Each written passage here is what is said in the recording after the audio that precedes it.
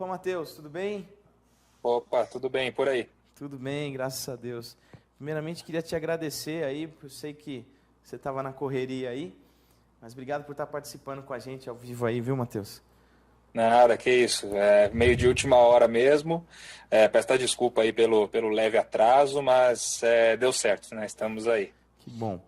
Bom, vamos lá. Eu acho que eu já tenho aqui, Matheus, pergunta para você. Não. Opa, vamos lá. Cara, você falou sobre alguns pontos muito importantes de sonorização na igreja, hein, Matheus? A gente foge um pouco da ideia do simplesmente algo técnico, né? Alguma coisa específica de mesa ou de processamento, e vai para um processo que é muito difícil, né, nas igrejas, muito doloroso na maioria dos casos, que é essa parte aí da aquisição sem ter muito norte. E Entendi. é onde, na verdade, todo o estresse pesado acontece, né? Bom, legal. Vamos lá. O Dinho aqui, Matheus, está perguntando aqui, ó. Matheus, parabéns Certo. pela palestra. O que você acha sobre amplificadores de guitarra e baixo no palco? Sei que Boa. guitarristas e baixistas gostam, mas sempre dá uma pequena dor de cabeça por causa do volume. O templo da minha igreja mede 12 metros por 19, com capacidade para umas 300 pessoas. O que você sugere para amenizar isso? Eliminar os amplificadores? Colocá-los em uma sala separada? Como não interferir diretamente no áudio geral? É um monte de pergunta em uma só, né? Já começaram bem aí já. Na verdade, isso daí é uma questão que aflige muita gente. Acho que quase 100% das consultorias o pessoal tem esse problema. Ou dos amplificadores, ou então da bateria, principalmente, né? Que entra exatamente na mesma situação, né? De você ter a fonte sonora já, de certa forma, acústica, né? Influenciando todo o sistema já amplificado da igreja, né? E como que isso daí funciona? Na realidade, não tem uma solução que já resolve para todo mundo. Por quê? Vamos lá, se a gente tem os músicos que são voluntários lá na igreja. Se você, por acaso, pegar uma bateria acústica, trocar por uma eletrônica, existe a possibilidade de você perder um baterista. É verdade. Né? Justamente pela troca de qualidade mesmo, né? Em muitos casos. A mesma coisa, uma pedaleira de guitarra. Então, aquele prazer, vamos dizer assim, que o guitarrista tem de tocar lá na Fender dele, no Marshall dele, ou então um Laney, que seja, né, já é bem diferente daquele som um pouco mais digital da pedaleira, que eu particularmente não gosto, principalmente dos sons distorcidos. Né, porque distorção de guitarra que já vem da pedaleira simulando um ampli geralmente soa digital, não soa realmente algo muito bacana. Então, assim, fazer essa troca é uma conversa muitas vezes, né? Uma conversa com o músico, é uma conversa franca, vamos dizer assim, fala o seguinte, olha, cara, a gente tem um problema. Né? Então, o som do seu amplificador está chegando mais alto do que o PA com as vozes para os irmãos que estão ali nos primeiros bancos. Então vamos fazer o seguinte, que foi o que eu fiz lá com vários guitarristas. Provavelmente ele está tocando com o amplificador mirado no joelho. Né? Toca do lado do amplificador, o amplificador mirado na canela ou então no joelho, né? Não está mirado no ouvido dele. Então, assim, quem que está ouvindo mais alto a guitarra? Quem está no primeiro banco da igreja, não é o próprio guitarrista. Né? Porque ele está ouvindo na realidade o que está batendo e voltando. Então ele está recebendo pouquíssimo som do amplificador da guitarra. E ele sente a necessidade de deixar mais alto justamente porque ele não está ouvindo direito. Então a primeira coisa é ver o seguinte, posicionamento entre guitarrista e amplificador. Será que está realmente satisfatório ou não? Então você angula o amplificador para mirar no ouvido dele. Assim, quem tem que ouvir melhor é ele, ponto.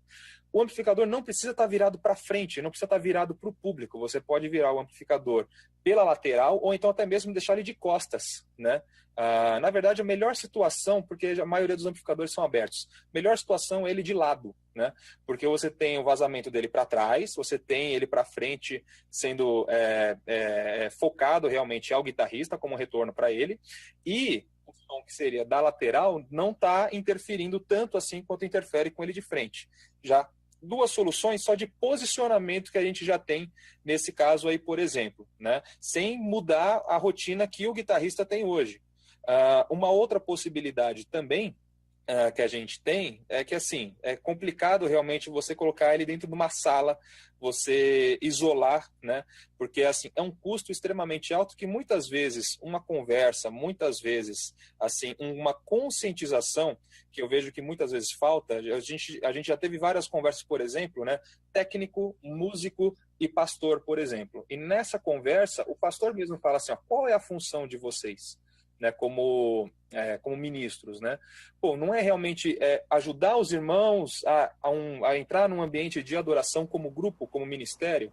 Então, peraí, vocês estão incomodando os irmãos, vocês não estão ajudando eles a isso, vocês não estão cumprindo essa missão. E quem fala isso não é o técnico, tem que ser o pastor, né? Ele que é a autoridade para isso. É verdade. Então, assim, tem que ter uma conversa, uma triangulação entre esses três casos, que muitas vezes é exatamente essa comunicação que falta. Não é um equipamento, não é assim, vamos dizer assim, não é tirar alguma coisa, não é substituir por outra. Muitas vezes é uma conversa, é uma conscientização, é uma mudança de posicionamento e é todo mundo conseguir compreender as necessidades de todos os lados. Né? Sem gastar dinheiro nenhum, a gente consegue resolver isso daí. Legal, bacana. Aidinho, excelente resposta aí do Matheus para você. Espero que você aplique aí. Bacana. Vamos lá. O Alberto Pimentel, Matheus, está perguntando. Olá, Rafael e Matheus. Estou muito empolgado com o que aprendi no Contep. Parabéns pela iniciativa. Legal, Alberto. Valeu. Na minha igreja, enfrento um problema que o som do palco mistura com o som do PA. Acontece que fica muito alto para a igreja. O altar não tem muito tratamento acústico. Pergunta. Aplicar nuvens acústicas poderia ajudar a secar esse som do palco? E assim não misturar com o PA? Ótima pergunta também, né? Uma coisa que também a gente pode imaginar é o seguinte: você tem uma certa sonoridade no palco, você tem uma fonte pontual no palco. O que é uma fonte pontual? É uma fonte que ela vai para todas as direções, tá? Então, assim, se essa fonte pontual ela vai tanto para frente quanto para trás, o que você vai ter? Você vai ter duas situações: ela indo diretamente até as pessoas, ela indo para trás numa parede reflexiva, né, sendo rebatida para as pessoas novamente. Então, se ao invés dela sofrer reflexão, ela ter algum tipo de absorção ou difusão, você vai ter aí metade, né, vamos dizer assim, dessa energia sendo repassada para frente. Se a gente vai falando, por exemplo, de baixa frequência, a gente consegue diminuir aí até 6 dB com um tratamento acústico apropriado para a região grave, né? E assim, para baixa frequência, para os graves, tratamento acústico realmente ele é um pouco mais caro. Por quê? É muito difícil você lidar com ondas graves porque elas têm um comprimento de onda muito grande. Então vamos fazer uma conta bem simples. 100 Hz, que não é tão grave assim, é uma onda de 3,5 metros mais ou menos. Para você conseguir começar a tratar essa frequência com absorção, você vai precisar aí de 1/4 desse tamanho. Né? Então, assim, a gente está falando de uma espuma, né? Espuma não, na realidade, de uma lã de vidro, de uma lã de rocha, de mais ou menos aí quase 1 metro de espessura para começar a tratar esse grave que nem é tão grave assim. Né? Se for 50 Hz, já é o dobro do tamanho. A gente está falando de 6 metros, de quase 7 metros, na verdade, né? 6,8 metros. Então, 7 metros, divide por 4, a gente vai ter aí quase 2 metros de espessura, né, de material acústico. Isso daí é óbvio, fica muito caro e é impraticável. Você vai perder 2 metros, né, do espaço. Então, na realidade, quando você vai ter algum tipo de tratamento de médio agudo e agudo é muito mais fácil. Um agudo, 10 kHz, por exemplo, a gente está falando de 3,5 centímetros. É isso aqui, ó, 2 dedos. Isso daqui é uma onda aguda. Então, o que eu preciso fazer para absorver isso daqui? Ó? Uma espessura de 1 dedo, né, de espuma, de lã de vidro, de lã de rocha, já consegue matar o agudo. Então, agudo e médio agudo onde a gente tem geralmente as vozes, né, ou então guitarra, pratos da bateria, por exemplo, você já consegue eliminar boa parte dessa reflexão com painel acústico, que inclusive, se tiver um irmão na igreja, que é marceneiro, por exemplo, né, o que ele pode fazer? Imagina um caixote, né, um caixote. Dentro desse caixote você preenche com lã de vidro ou lã de rocha e você fecha ele na frente com um tipo de tecido, pode até ter uma arte ali, por exemplo, né, o logo da igreja, né, para não ficar um negócio só acústico, fica estético também, que geralmente até agrada o pessoal da liderança, né, o pastorado também, eles gostam quando a gente pensa um pouco mais nesse lado também, não só na parte do áudio. Então você coloca, por exemplo, alguns painéis desse, né, feito de uma forma até caseira, não é tão difícil fazer, a única coisa é o material, que é um pouquinho caro, mas acho que vale a pena o investimento, já resolveria aí boa parte do problema, você já absorveria boa parte da reflexão, principalmente de caixa de bateria, pratos, vozes, né, os retornos, né, tudo que está nos retornos, guitarra, só realmente o grave lá, bumbo principalmente, né, surdo e contrabaixo, que ficaria aí sem tratamento nenhum, mas no final das contas não chega a ser o principal dos problemas aí de mascaramento que a gente tem no dia a dia. Acho que é isso. Bacana. Alberto, várias dicas aí para você, que benção, que legal, cara. Tem mais uma pergunta aqui, Matheus. O Mísia Carvalho está perguntando: olá, Matheus, gostaria que comentasse um pouco mais sobre o momento correto de trabalhar com um tratamento acústico para a igreja em construção. Estamos construindo um novo templo e gostaria de saber realmente o momento de chamar alguém responsável para trabalharmos desde o momento inicial para tratarmos a acústica. Estamos somente com as paredes levantadas ainda, mas realmente não sei em que momento chamar um consultor. Vamos lá, na verdade já está tarde, tá? Deveria chamar quando estivesse na planta. Seria o melhor momento, vamos dizer assim, porque ele já vai já vai fazer parte do processo e dizer o seguinte: olha, aqui como você tem um vizinho, é legal você trabalhar com a parede dupla, por exemplo. Já levantou as paredes, então assim, a parede dupla talvez já seria algo um pouco mais complicado nessa parte do projeto, nessa parte do processo, por exemplo. Uma coisa que muitas vezes o engenheiro acústico acaba trabalhando muito é o tipo de material que vai ser utilizado, né? E tudo isso depende de como que vai estar lá na planta. Uma coisa assim, uma dica muito boa de acústica que geralmente eu dou para o pessoal é algo muito simples. A arquitetura e a acústica, propriamente dito, né, um tratamento acústico, eles andam em lados opostos, tá? Então assim, na arquitetura eles visam muitas vezes a estética. E o que é estética? É simetria. Então se você tiver paredes paralelas, se você tiver tudo igual de um lado ou do outro, você vai ter algo esteticamente bacana que vai agradar esse lado arquitetônico, esse lado de design. Agora, para o áudio é exatamente o inverso. Então, você vai ter que trabalhar algo assimétrico, né? Então, assim, quanto mais assimétrico é um espaço, mais equilibrado ele é com as ressonâncias das frequências naquele espaço. Então, assim, é uma briga, geralmente, que existe realmente, né? Na física, né? Quanto ao design, né? Quanto à arquitetura, beleza, estética, e essa parte aí da acústica, de como que as ondas sonoras vão se comportar dentro daquele espaço. Então, encontrar esse meio termo só quando um arquiteto e um engenheiro acústico estão dentro do projeto. Então, vou chamar um arquiteto, você tem que chamar um engenheiro acústico, para os dois se conversarem, você ter esse meio termo aí sendo trabalhado. Então, acho que é esse o momento. Quando que eu preciso chamar um arquiteto? É nesse momento, é agora. Então, chama o engenheiro acústico também, porque eles vão se conversar e apresentar uma solução bacana para os dois lados. É isso. Mizia, corre, que as paredes estão levantando, dá tempo de fazer modificação no projeto ainda. Então, corre, cara, não perde tempo, não. Vamos lá. Matheus, a Edna está perguntando aqui, ó, o fechamento lateral do templo com drywall ajuda ou prejudica a acústica? Se por acaso você já tiver a parede ali, né, a alvenaria, e você tampar ali com drywall, fazer uma segunda parte ali com drywall, você pode ter, assim, ele tem uma solução, mas assim como tudo na vida, né, tem não é uma contraindicação, como que é o nome mesmo? Você tem não é um efeito colateral, né? Você tem um efeito colateral, que é o seguinte: coloquei um drywall.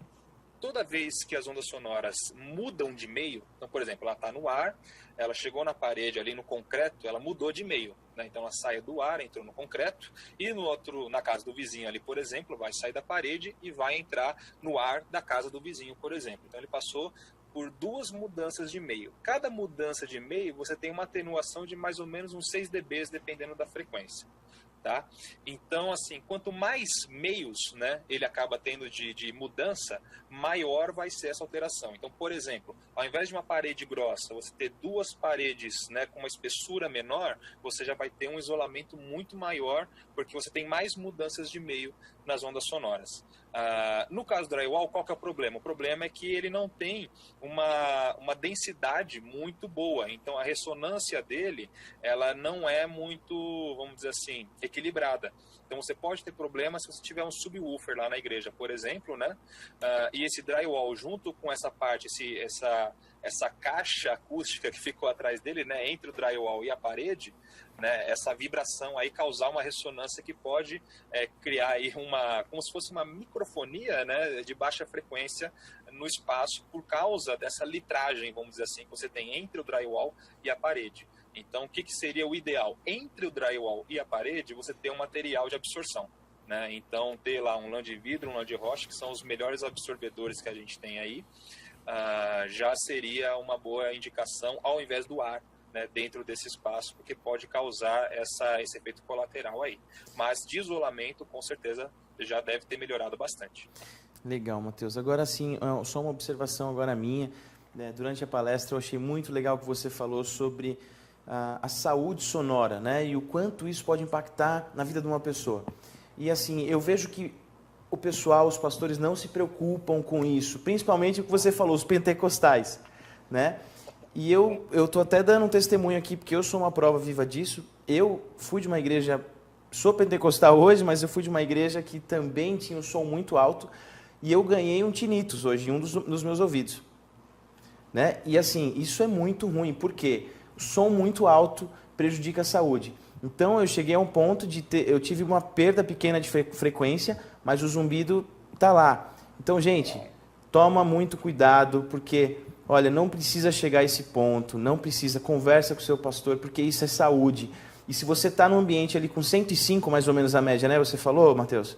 105 mais dB. ou menos aí nos louvores. Isso.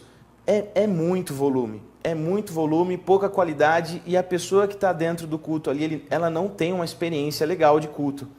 Então, pega essa dica do Matheus. Queria até que você falasse um pouco sobre isso, ô Matheus. Você encontra muito isso nas igrejas ainda? Acontece muito, né? Porque, assim, uma coisa que eu geralmente converso com os pastores é o seguinte: na maioria dessas igrejas, o pessoal gasta aí até mais ou menos uns 20, 30, às vezes até 40 mil reais em ar-condicionado.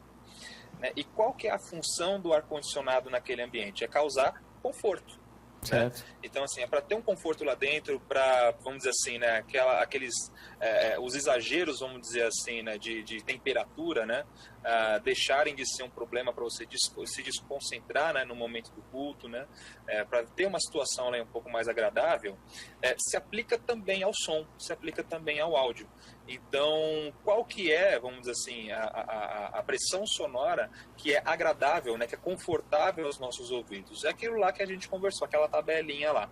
Então, assim, sendo bem genérico, entre 85 e 95 dB, geralmente você tem ali um range bacana para se trabalhar. 95 pico, tá? Não 95 tempo todo, mas 95 picos ali, acho que já dá para trabalhar de um jeito bacana, que empolgue, né, um pouco mais, e ao mesmo tempo que não prejudique auditivamente e que cause também um pouco mais de conforto. Então, assim, por exemplo, nenhuma igreja praticamente que eu visito tem um decibelímetro, né? Então, que é uma ferramenta que ajuda você a saber, tá muito alto ou não. Isso daí é muito relativo, né, entre uma pessoa e outra. Não é algo absoluto, né? É muito relativo. Então, às vezes, se você está acostumado, né, a ficar exposto a uma pressão sonora muito alta e você opera o som da igreja, para você tá normal, mas para quem não está acostumado e está lá na frente, tá algo extremamente absurdo, né? E o local onde o técnico fica na igreja, geralmente são locais em que ele não está tão dentro do culto quanto os outros irmãos. Então, você tem um certo problema muito grande aí nesse sentido, do técnico ouvir uma coisa e a igreja ouvir outra. Então, como que você consegue fazer essa interface? Como que você consegue resolver isso?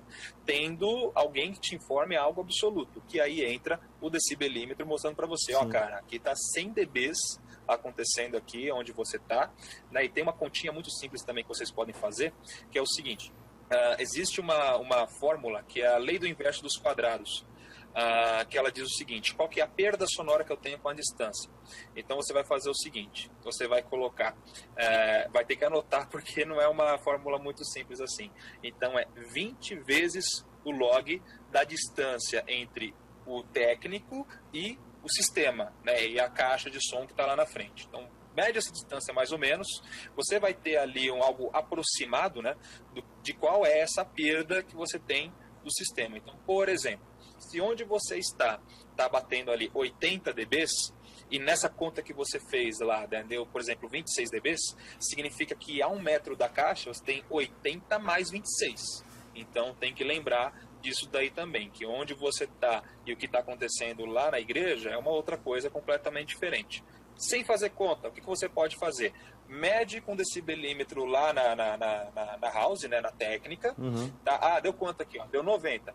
Desce naquele mesmo momento até onde está no meio da igreja, com o decibelímetro na mão e mede. Pô, ali deu 90, aqui na igreja. Aqui na igreja deu 105.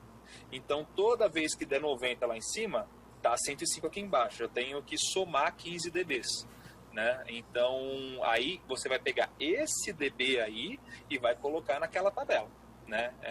Para saber se realmente está muito alto ou não. Então, o decibelímetro e essa calibragem aí, até de uma forma bem prática, acaba sendo muito útil nessa hora para garantir a saúde dos irmãos ali, a saúde auditiva. E vale aí colocar um complemento, que eu não lembro se eu falei na palestra ou não, uma vez perdido o agudo, não tem como recuperar. Então, assim, cuida, porque é só um na vida, tá? É verdade. Começou a perder a audição, infelizmente não tem tecnologia hoje ainda, não existe cirurgia para você recuperar a sua audição novamente. Principalmente para quem trabalha com áudio, como eu, por exemplo, é um cuidado extremamente maior, porque é a minha profissão, a minha ferramenta principal é isso aqui. Então, se eu não cuidar, eu posso perder aí uma carreira. É verdade. Então, tem que levar isso a sério.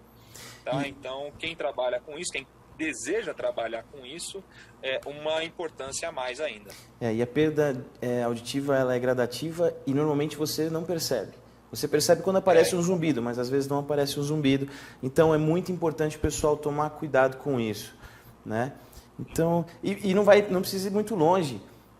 Eu vi uma matéria que jovens estão perdendo a audição por causa do fone de ouvido em excesso. Sim.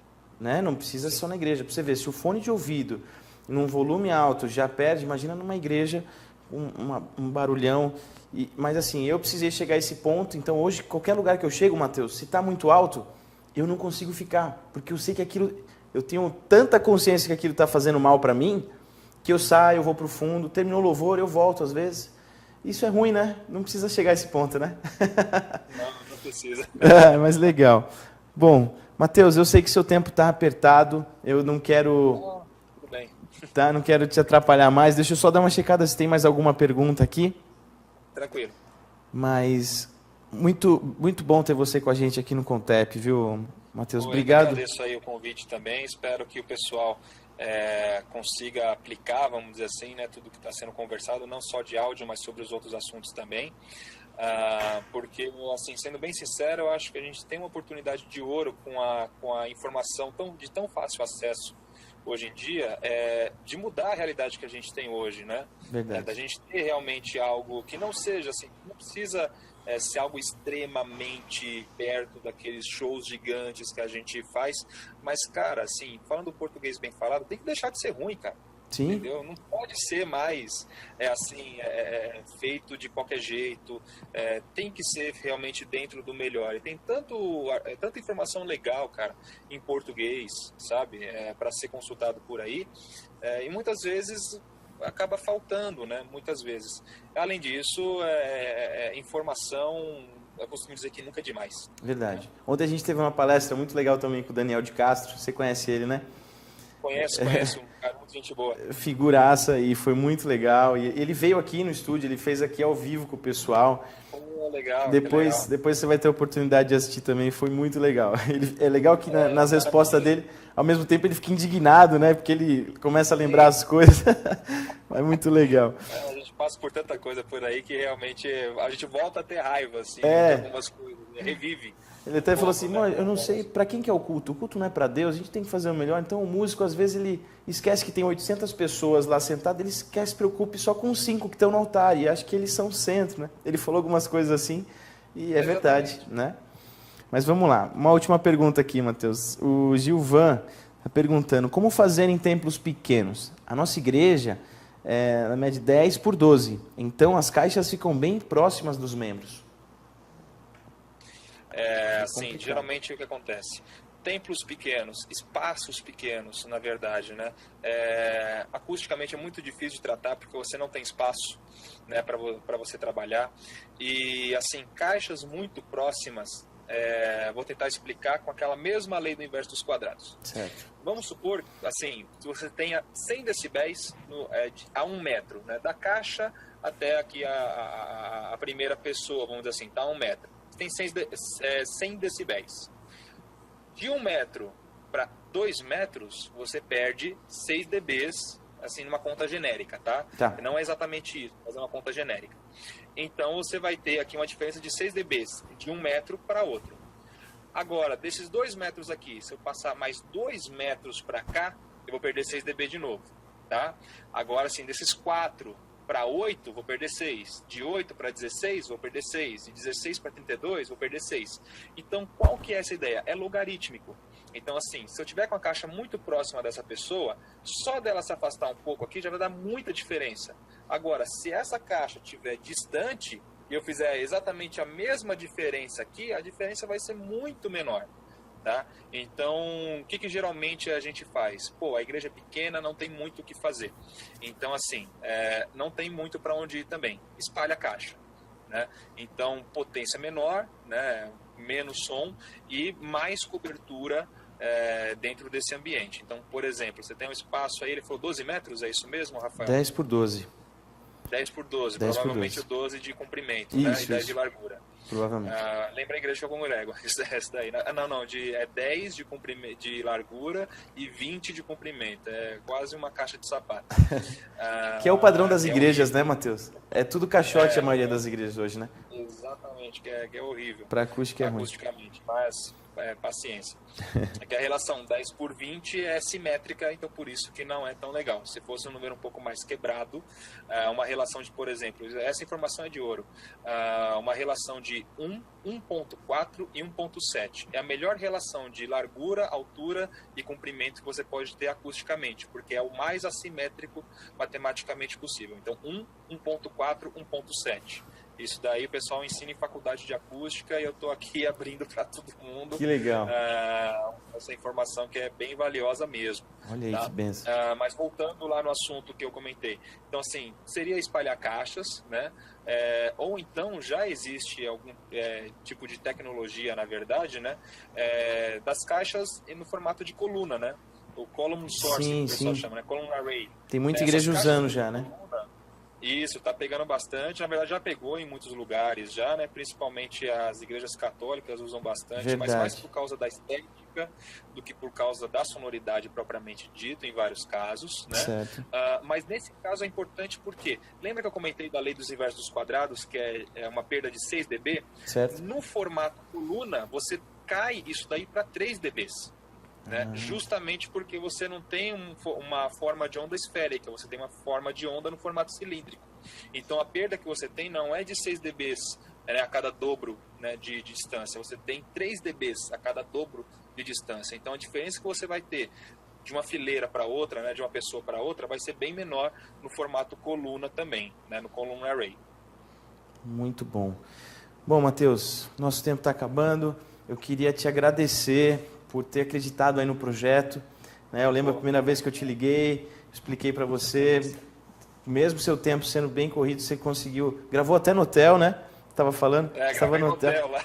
Cara, mas ficou muito legal. Então, de coração, obrigado, tá bom? E eu queria que você deixasse mais uma vez seu contato para o pessoal. A gente já mostrou lá a tela do slide, mas fala mais uma vez para o pessoal. Não, tranquilo, né? Assim, além de trabalhar nessa parte aí de consultoria, né, de projetos, eu trabalho como suporte técnico da Yamaha, né, na parte de áudio profissional. Então, quem tiver Yamaha aí na igreja e precisar de algum tipo de suporte técnico, é nesse número aí que vai ligar, é para falar comigo também, eu faço parte dessa equipe aí. E assim, é claro, não dá para dar um curso por telefone, tá, gente? É complicado fazer. Ou nem pelo Facebook, né? Né, a gente consegue resolver sem problema nenhum. Se for algo assim um pouco mais específico, a gente traz aí o pessoal aqui para o showroom, reúne um tipo de turma, né, e a gente faz um treinamento aí um pouco mais específico, principalmente para as mesas mais complexas, né, como as linhas novas CL e QL da Yamaha, por exemplo, que muita gente não conhece ainda. Mas vamos lá, contatos, tá? O meu telefone, né, que inclusive tem o WhatsApp e é o telefone corporativo da Yamaha, é o DDD 11 97118 3040. Tá? E o e-mail é mateus.madeira@music.yamaha.com. Né? Tá aí os dois contatos para poder trabalhar com a gente. Mateus, nas igrejas tem muito a 01V, né? Tem muita gente que tem a 01V, né? Tem bastante. E, aliás, a gente tem uma novidade aí, porque a 01V, apesar de ser uma mesa de entrada, né, ela não tem um operacional, né, de entrada. Ela é bem difícil, né, do pessoal manejar, do pessoal operar. Principalmente a estrutura de menus, a tela monocromática, não chega a ser algo muito prático, né? A Yamaha lançou uma mesa bem específica para a igreja. Olha, né? que legal. Uma linha chamada TF, ela foi pensada para a igreja, porque eu até costumo falar, imagina o seguinte, é um operacional de uma mesa analógica com um tablet embutido, né? Mais ou menos essa a ideia. Mateus, deixa eu te falar, você está no site isso já? Está no site, está em português, tem o curso online da TF já com legenda em português. São 8 vídeos, mais de 1 hora de informação. Uau. Eu mesmo que fiz por aí já, tá? A gente tem uma saída aí de mais ou menos umas 100 unidades por mês. Uau. Então tá fazendo um sucesso muito bacana. A gente vai se falar, a minha igreja ela tá para mudar, eu vou falar com você depois sobre esse assunto, porque muito bom. A gente tem a 01V, mas é uma linha nova, então acho que a gente tem que partir para o melhor. A gente, por exemplo, ela tem o controle via iPad e, inclusive, tem a possibilidade dos músicos fazerem o controle da sua própria via através do celular. Ah, legal. Tem um aplicativo, até 10 músicos com o seu celular controlando a sua própria via. Legal. Então, por enquanto, só tem para Apple, mas eles vão programar para Android também. Acredito que no ano que vem sai esse aplicativo para Android também. Legal. Lá na igreja, Mateus, a gente usa o AirFader para 01V, você já viu? Já vi já. Ele tem esse recurso também, é bem bacana, só que acho que a licença dele custa 120, cento e poucos dólares. Mas também é um recurso... Não é da Yamaha oficialmente, né? Não é. Quebra o galho, né? Exatamente. Por aí, não é oficial da Yamaha, então por isso que a gente não pode dar suporte, né, sobre esse aplicativo, mas ajuda e a gente fala, não, usa lá que não vai dar problema não. Mas... eu não tenho nenhum tipo de informação da matriz da Yamaha para ajudar nesse tipo de caso, só isso mesmo. Não, bacana. Mateus, mais uma vez, obrigado, foi muito boa a sua palestra, esse bate-papo. O pessoal que está assistindo aí tirou as dúvidas, muito legal o conteúdo, mais uma vez, valeu. E a gente se vê no Contep ao vivo, hein, Mateus? Opa, com certeza. Eu vou te mandar o convite. Vamos dar uma visitadinha no estúdio aí também. Legal. Fiquei curioso. Opa, vamos marcar, tá bom? Deus abençoe, um grande abraço, Mateus. Amém, Deus abençoe também. Tchau. Um abraço, pessoal, obrigado aí pelo tempo, né? E espero que ajude aí na empreitada, tá bom? Um grande abraço aí, fiquem com Deus. Amém, um abraço, tchau.